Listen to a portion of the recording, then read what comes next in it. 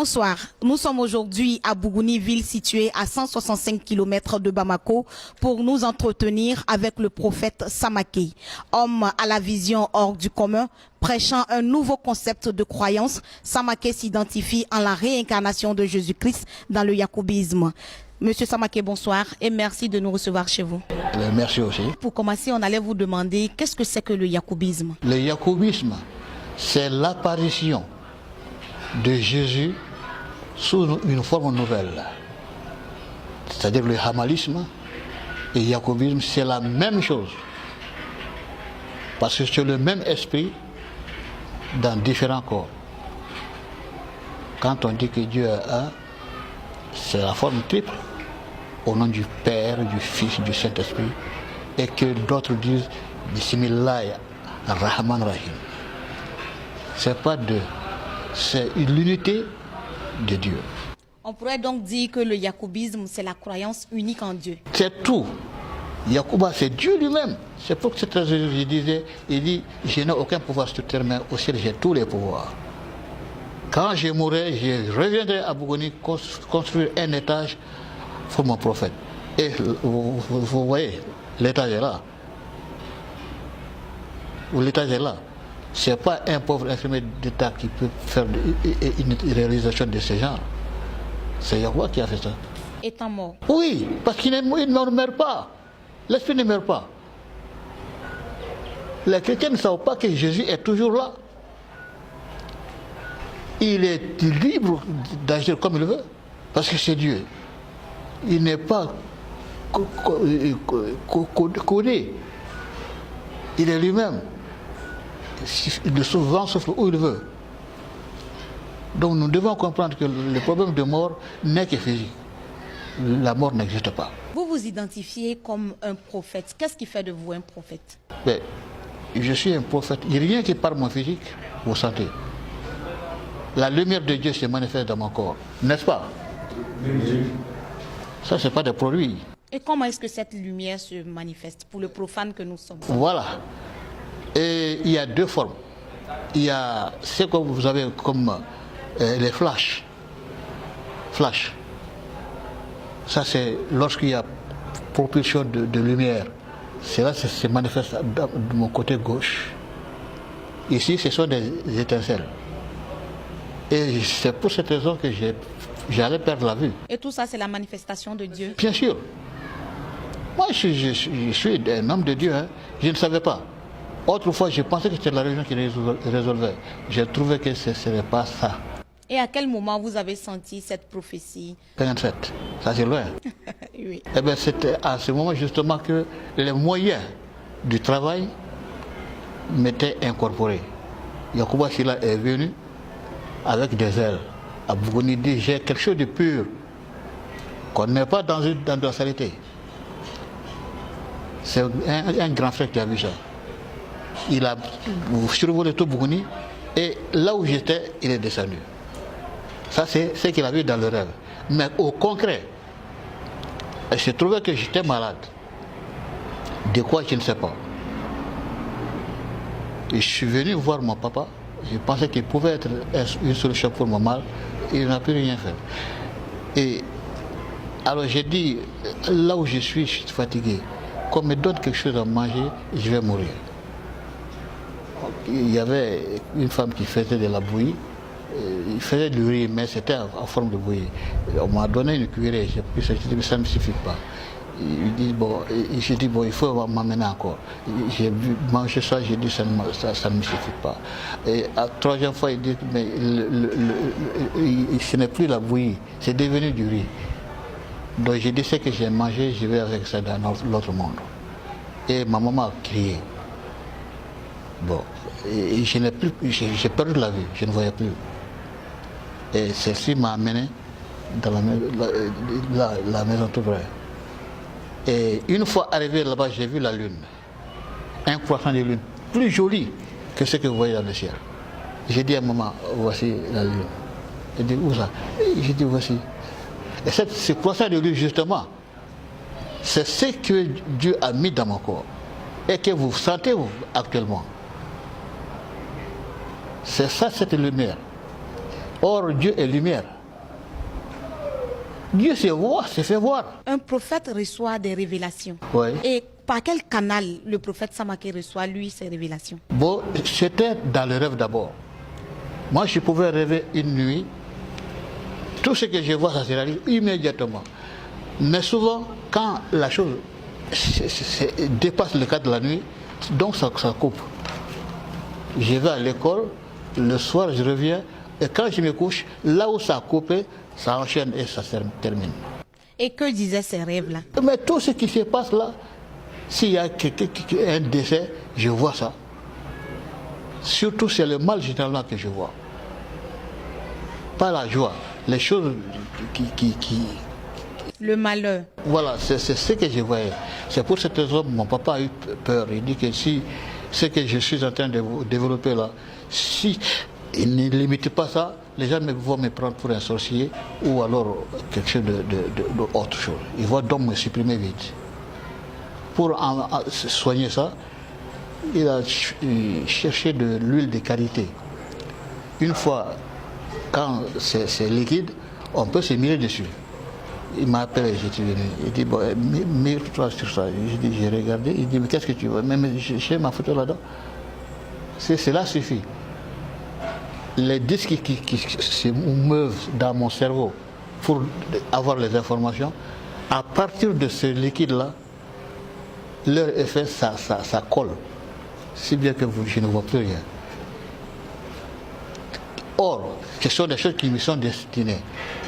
Et c'est à travers mes enfants ou mes petits-fils que l'information vient. Ces rêves-là, ça devait m'être directement adressé. Mais c'est avec les enfants. Parce que le vieux a fait quelque chose qui a dérangé la chose. Donc, c'est à partir de mes proches que l'information est donnée. Donc 2 jours pour un seul rêve, ce n'est pas de l'amusement.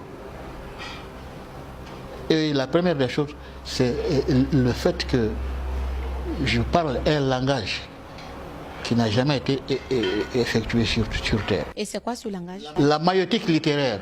Qu'est-ce que c'est? Parlez-nous en un peu. Voilà. Donc quand on parle de ma, ou bien Maya, qui donne le sens au mot main, ça veut dire la maman. Qui dit maman veut dire procréation. N'est-ce pas? Donc, à partir des lettres qui forment un mot, je fais parler les lettres. Chaque lettre donne son contenu. Et le tout, c'est le sens vrai. Donnez-nous par exemple la définition de Dieu. Dieu, c'est la domination, le D, de l'intelligence éternelle de l'univers. La définition de la vie.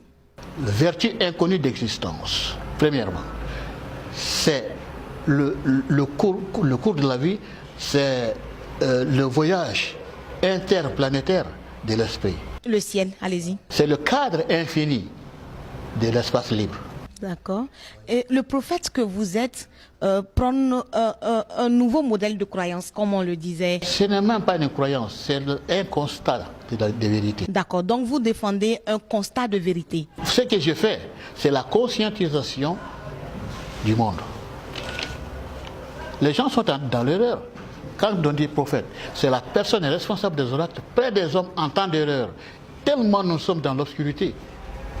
Les gens qui parlent de Dieu, ils sont dans l'obscurité. Or, c'est ceux qu'on prend pour des gens qui sont éclairés. Ils ne connaissent rien du tout. Parce que qu'est-ce qu'ils ont comme science? La science étant le savoir comment interpréter expérimentalement la nature concrète des éléments. Dieu n'étant pas concret, donc notre connaissance est limitée. Nous ne connaissons rien du tout. C'est pourquoi on vous dira dans le Coran que si les océans que le monde contient, si on multiplie ça par 7 et en faire de l'encre, vous écrivez avec un roseau, l'autre qui se trouve dans tout ça vont sécher tellement on n'a même pas commencé à parler de Dieu. C'est-à-dire que ça dépasse la connaissance de l'homme.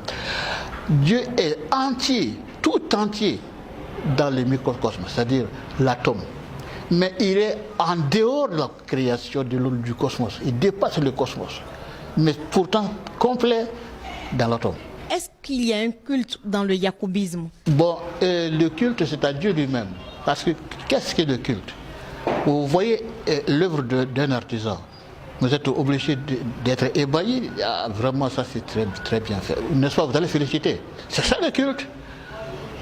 La création que Dieu a réalisée, mais il mérite qu'on lui dise merci. Donc il n'y a pas de prière dans le yacoubisme? Tout est prière dans la vie. Tout est prière. Par exemple, chez nous, le matin, Yacouba, nous te remercions pour le fait de nous avoir fait passer la nuit et voir le jour. Merci. Et la nuit, Dieu, nous te remercions parce que nous avons passé la journée sans danger et pas d'accident. Ça, c'est grâce à ta protection. Merci. Voilà la prière. Parce que la prière, c'est la pitié et respectueusement implorée en rationnelle expression. Ce n'est pas le mouvement là, ça c'est la gymnastique. Ça a son utilité. Pour n'avoir pas le muscle à sécher, il faut faire du mouvement. Ça, c'est ce que les gens sont en train de faire, qui est positif dans la prière. Sinon, ça n'a rien à voir avec Dieu. Parce que Dieu, c'est problème de cœur, de pensée. Dieu ne regarde que le cœur, pas les mouvements que nous ferons. On a entendu aujourd'hui vos adeptes faire des chants, des louanges. Qu'en est-il? Justement, c'est ce que je vous dis. Yacouba Sylla, nous savons qu'il est Dieu, nous le savons. On le sait. C'est clair, il n'y a pas de doute là-dedans. Ce n'est pas une religion, hein. C'est un constat de vérité. Dieu s'est manifesté à nous en dehors des écrits. Parce que l'écrit, c'est quoi? C'est l'esprit consigné, rarement identifié de celui qui est le traducteur. N'est-ce pas? Nous ne savons rien du tout. On a vu que vous avez des tenues hors du commun, vous avez des chapelets. Comment ça s'explique? Ça, c'est le vêtement du Christ. Si vous avez remarqué, c'est la croix, ça. Ici, pour n'avoir pas une mauvaise odeur, on met du coton et on met du parfum. Là, l'homme est quelque chose qu'il faut soigner. Voilà. La vie sociale, c'est la proximité. Il faut créer une situation de ne pas être gênant ou encombrant. N'est-ce pas? C'est ça. Et les chapelets? Les chapelets, justement, ça veut dire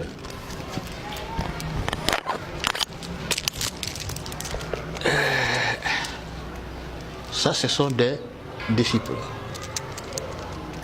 Ici, c'est le chef. Donc, une communauté de gens qui s'aiment. Pas de religion. Hein. L'amour. Oui. Et la chose la plus élémentaire, c'est que quelqu'un qui meurt vite, n'est-ce pas? Si on me dit, la personne reprend vie, moi je suis un homme de santé, mais je n'ai pas de secret. Est-ce que vous ressuscitez le... Attention, je ne ressuscite pas. C'est Dieu qui ressuscite. À travers vous? Dans ma main. Et comment ça se manifeste? Expliquez-nous un peu. Il n'y a pas d'explication. Si on pouvait faire c'est-à-dire vous étiez décédé tout de suite, vous allez... voilà bien. Quand je dis à Dieu, tu ne peux pas m'envoyer comme prophète, comme ton serviteur, et me faire honte. Tu ne peux pas le faire. Tu vas réveiller la personne. Ressuscite. Dieu le ressuscite. Prophète Samaké, cet entretien tire à sa fin. Quel est le message que vous voulez adresser aux téléspectateurs de Sika Télévision? Dieu est libre de faire ce qu'il veut. Il a voulu faire de moi un prophète. À l'insu des gens. Or, j'ai fait ma prophétie presque, j'en ai fini. Et je serais heureux que le monde entier prenne conscience de ça. Et le monde aura la paix. Téléspectateurs de Sika Télévision, nous étions aujourd'hui à Bougouni, dans la 3e région administrative du Mali, pour nous entretenir avec le prophète Mohamed Samaké. Avec lui, nous avons débattu du yacoubisme, une autre forme, un autre concept de croyance que développe le prophète Mohamed Samaké. Merci à vous de nous avoir suivis et bonne suite des programmes sur Sika et sur www.sikatv.info. Bonsoir.